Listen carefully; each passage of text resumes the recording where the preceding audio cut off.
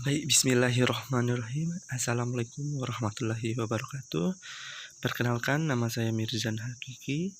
Di sini saya akan mempresentasikan tugas dari KSA Akuntansi Keuangan 2, yang mana di sini saya dapat materi yaitu laporan arus kas, dan saya juga mengacu pada PSAK nomor 2. Baik, langsung saja ke materinya. Yang pertama adalah pengertian dari arus kas atau cash flow. Di sini menurut Henry Simamora, dalam bukunya Pengambilan Keputusan Bisnis edisi kedua, laporan arus kas atau cash flow adalah laporan keuangan yang memperhatikan pengaruh dari aktivitas-aktivitas operasi, pendanaan, dan investasi perusahaan terhadap arus kas selama periode akuntansi tertentu dalam satu cara yang merekonsiliasi saldo awal dan akhir dari kas.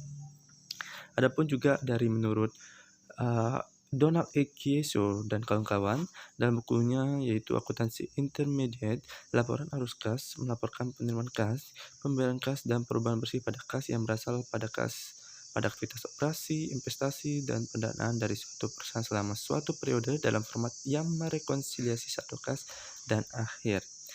Ada juga menurut Bambang Rianto dalam bukunya Dasar-dasar pembelanjaan perusahaan. Laporan arus kas adalah suatu laporan yang menggambarkan di mana datangnya dan untuk apa dan itu digunakan.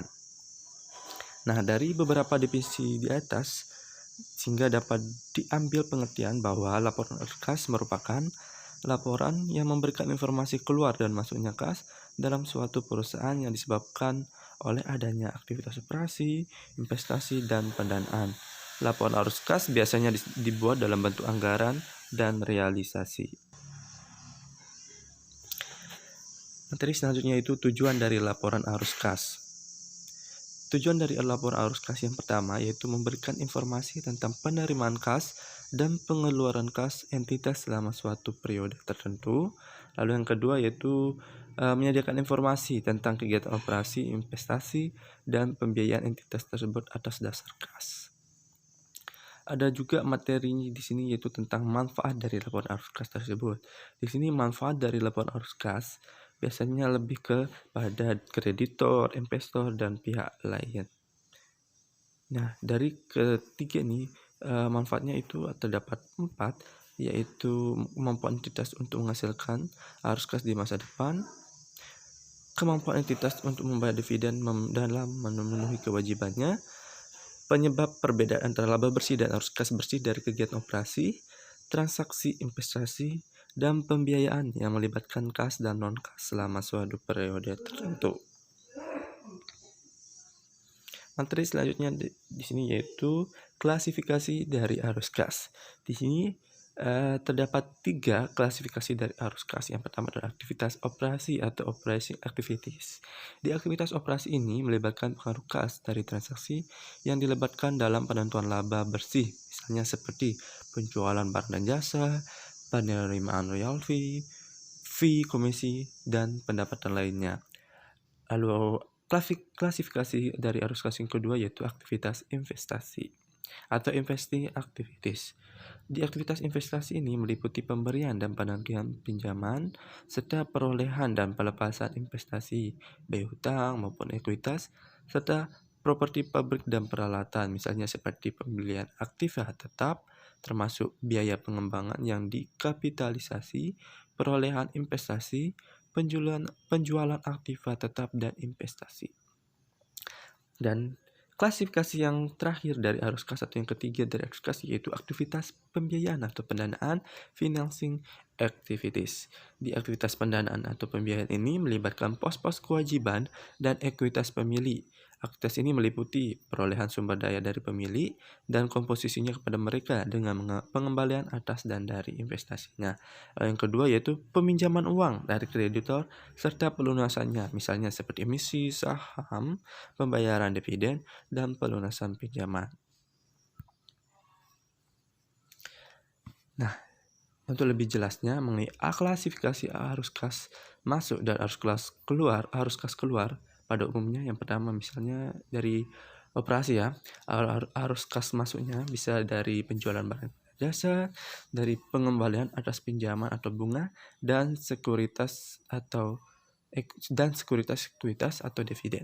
Sedangkan arus kas keluar dari kegiatan operasi atau aktivitas operasi bisa berasal dari arus kas keluarnya itu kepada pemasok persediaan, kepada karyawan untuk jasa yang diberikan, kepada pemerintah untuk membayar pajak, kepada kreditor untuk membayar bunga, dan bisa juga kepada pihak lain untuk membayar bank. Nah, dari arus kas dan arus kas masuk maupun keluar ini bisa kita dapatkan dari pos-pos laporan laba rugi. Selanjutnya dari aktivitas investasi untuk arus kas masuknya bisa dari penjualan properti, pabrik dan peralatan, dari penjualan sekuritas hutang dan ekuitas entitas lain. Sedangkan arus kas keluar dari kegiatan dari aktivitas investasi yaitu bisa dari untuk membeli properti, pabrik dan peralatan, untuk membeli sekuritas hutang dan ekuitas entitas lain, dan bisa juga untuk memberikan pinjaman yang diberikan kepada entitas lain. Nah, dari arus kas keluar maupun masuk dari aktivitas operasi ini umumnya berasal dari pos-pos aktif jangka panjang. Selanjutnya, aktivitas pembiayaan atau pendanaan arus kas masuknya bisa dari penjualan sekuritas ekuitas, dari penerbitan hutang atau obligasi domesel, sedangkan arus kas keluarnya kepada pemegang saham sebagai dividen ataupun untuk melunasi hutang jangka panjang atau memperoleh kembali modal saham. Nah, dari aktivitas pembiayaan ini bisa berasal dari umumnya itu pos-pos kewajiban jangka panjang dan ekuitas. Nah, adapun langkah-langkah dalam menyiapkan laporan arus kas.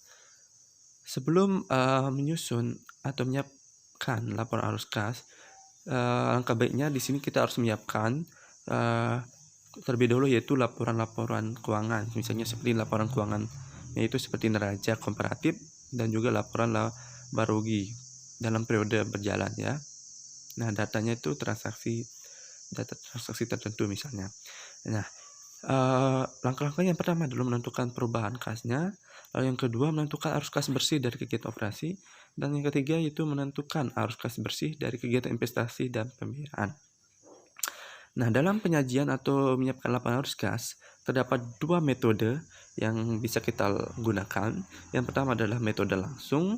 Nah, di metode langsung ini bisa kita mengelompokkan dari penerimaan kas bruto dan pengeluaran dari bruto yang diungkapkan. Sedangkan metode yang kedua yaitu metode tidak langsung. Di metode tidak langsung ini bisa dari laba atau rugi disesuaikan dengan mengoreksi pengaruh dari transaksi bukan kas, penangguhan atau deferral atau aktual dari penerimaan atau pembayaran kas untuk operasi di masa lalu. Nah, forward dari laporan arus kas bisa kita lihat ya. Sama seperti pada umumnya ya, laporan keuangan pada umumnya. Nama perusahaan, laporan arus kas, periode. Nah, cuma di pembagian nama akunnya di sini kita harus pilih terlebih dahulu atau kita susun menjadi 3 jenis. Maksudnya 3 jenis akun. Yang pertama adalah mulai dari arus kegiatan operasi akunnya apa saja, arus kas dari kegiatan investasi akunnya apa saja, dan arus kas dari kegiatan pembiayaan akunnya apa saja. Seperti itu. Nah, untuk penyesuaian dalam menentukan arus kas bersih dari kegiatan operasi, biasanya dengan metode tidak langsung ya. Untuk laba operasinya, dalam penambahan bisa kita lihat dari beban penyusutan, amortisasi aktivitas tak berwujud dan beban yang ditangguhkan, kerugian pengawasan aktiva, penurunan persediaan, penurunan piutang usaha, penurunan beban di muka, kenaikan hutang usaha, kenaikan hutang kewajiban akrual. Sedangkan untuk pengurangannya bisa berasal dari amortisasi premi obligasi, penurunan kewajiban pajak penghasilan yang ditangguhkan, keuntungan atas penjualan aktiva pabrik, kenaikan piutang usaha, kenaikan persediaan, kenaikan beban di muka, dan penurunan utang usaha ataupun penurunan kewajiban akrual. Nah, dari kedua inilah kita dapatkan arus kas bersih dari kegiatan operasi. Nah, selanjutnya kita bisa lihat ya, di sini ada contoh metode langsung. Nah, dalam penyusunan laporan arus kas atau penyajiannya ya. Di sini sebelum kita menyusun atau menyajikan laporan arus kas, seperti yang saya jelaskan sebelumnya, kita harus menyiapkan terlebih dahulu yaitu laporan neraca komparatif maupun laporan laba ruginya. Di sini kita sebagai contoh ya, ada PT Nur Hidayah neraca kooperatif pada 31 Desember 2008 dan 2007. Kenapa kita pakai 2 tahun periodenya? Karena di laporan neraca kooperatif kita bisa lihat apakah pada tahun 2007 sampai 2008 itu terjadi perubahan, baik itu naik atau turun, seperti itu. Lanjut saja untuk menyiapkan laporan arus kasnya. Yang pertama dari arus kas dari kegiatan operasi. Di sini ada penerimaan kas dari pelanggan, itu kita dapatkan dari piutang usaha pada laporan neraca kooperatif. Pada tahun 2007 sebesar 26.000, sedangkan pada tahun 2008 terjadi penaikan menjadi 68.000. Jadi penaikan sebesar 42.000. Nah, 42.000 ini kita masukkan ke laporan arus kas. Namun sebelum itu, di sini kita juga ada penerimaan kas dari laporan barugi, yaitu akun pendapatan sebesar 890.000. Karena kita ada piutang usaha, jadi dikurangi tadi yaitu sebesar 42.000 menjadi 848.000. Selanjutnya yaitu pembayaran kas pada pemasok dan karyawan. Ini berasal dari dari laporan neraca komparatifnya, berasal dari akun persediaannya. Di sini ada 54.000, terus ada akun tanah, karena kita ada pembayaran ya, jadi ada pengeluaran kas. Kita akun tanah sebesar 25.000, lalu ada akumulasi penyusutan gedung 10.000, dan juga akumulasi penyusutan peralatan 18.000, dan juga hutang obligasi 40.000. Sedangkan di laporan laba ruginya kita dapatkan dari harga pokok penjualan 465.000 dan beban operasi 221.000, sehingga sisa dari semuanya yaitu 717.000. Selanjutnya yaitu pembayaran bunga. Di sini 14.000 kita dapatkan dari laporan laba rugi, karena di sini ada beban bunga sebesar 14.000. Itu minus ya. Jadi kalau ada pembayaran berarti minus. Selanjutnya pembayaran pajak penghasilan. Ini kita dapatkan dari laporan laba rugi juga, karena di sini ada beban pajak penghasilan sebesar 65.000 ya, tetap minus. Sehingga kas bersih yang diterima dari kegiatan operasi sebesar 52.000. Selanjutnya dari arus kas kegiatan investasi. Yang pertama yaitu penjualan tanah. Penjualan tanah ini kita dapatkan dari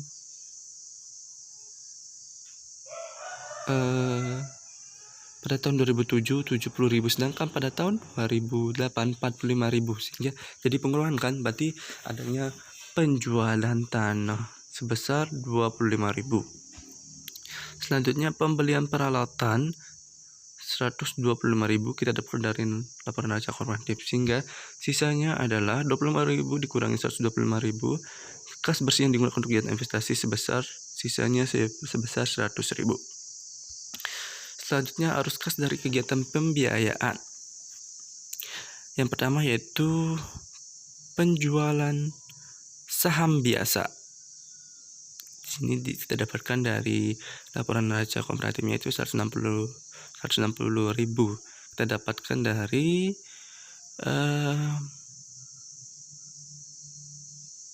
40.000 ditambah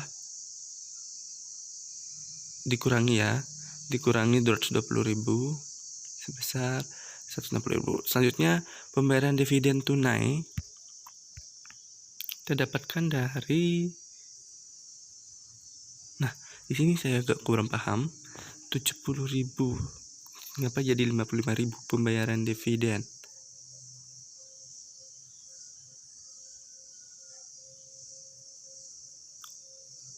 Oh, 70.000 ini dikurangi dengan 150.000, sisanya 55.000. Oke, selanjutnya sehingga total kas bersih yang diterima dari pembiayaan sebesar 65.000. Oh ya, ternyata maaf ya, 160.000 sudah, saya ulang ya, Nah, pembayaran dividen tunda ini kita dapatkan dari mana? 70.000 itu 70.000 tadi itu kan berasal dari ini. 150 dikurangi 220 dikurangi 150 sehingga jadi peningkatan dari 2007-2008 sebesar 70.000. Lalu itu dikurangi dengan 125.000 dari laba bersih sehingga sisanya itu sebesar 55.000 sehingga total dari kas bersih yang diterima dari kegiatan pembiayaan sebesar 65.000. Kenaikan kas bersihnya sisa dari kenaikan kas bersihnya 17.000 ditambahkan saldo kas 1 Januari 2008 sebesar 37.000, lalu saldo kas 31 Desember sehingga saldo kas 31 Desember sebesar 54.000. Lalu di sini ada juga contoh dari metode tidak langsung dalam penyajian laporan arus kas. Di sini apa bedanya sama metode langsung ya? Nah, kalau metode langsung tadi kan kalau metode tidak langsung ini langsung ya laba bersihnya diambil yaitu 125.000. Dan juga di sini ada beban-bebannya yaitu beban penyusutan itu didapatkan dari ini 125.000 dikurangi 18.000. Oh ya, mohon maaf. Saya ulang ya. 10.000 ditambah 18.000 itu sebesar 28.000. Lalu di sini kenaikan piutang usaha 42.000. Nah, iya benar, 42.000 ini sama seperti tadi ya. Iya. Lalu ada ini iya beban-bebannya. Jadi yang menjadi pembeda utamanya itu adalah di sini kan pakai laba bersih sedangkan di metode langsung tidak ya. Sehingga lalu ada juga utang usahanya ya, penurunan utang usaha 7.000. Oh, sama sini pakai utang usaha. Sehingga kas bersih yang diterima dari kas operasi besar 52.000. Selanjutnya harus kas kegiatan dari kegiatan investasi adalah yang pertama ada pembelian peralatan, penjualan tanah ya, sorry di sini tanah pernahnya salah 25.000. Pembelian peralatannya 125.000 dikurangi ya karena jadi pembelian peralatan sehingga uang kasnya berkurang sehingga total sisanya itu 100.000 sama seperti tadi metode langsung. Dan juga harus kegiatan pembiayaan dari kegiatan atau kegiatan pendanaan sama seperti metode langsung, tidak ada bedanya ya, sehingga hasilnya sama juga saldo kas 31 Desember 2008 54.000. Sekian dari saya. Jika ada salah kata atau kekurangan, mohon maaf, hanya itu yang dapat saya sampaikan. Sekian, wassalamualaikum warahmatullahi wabarakatuh. Terima kasih.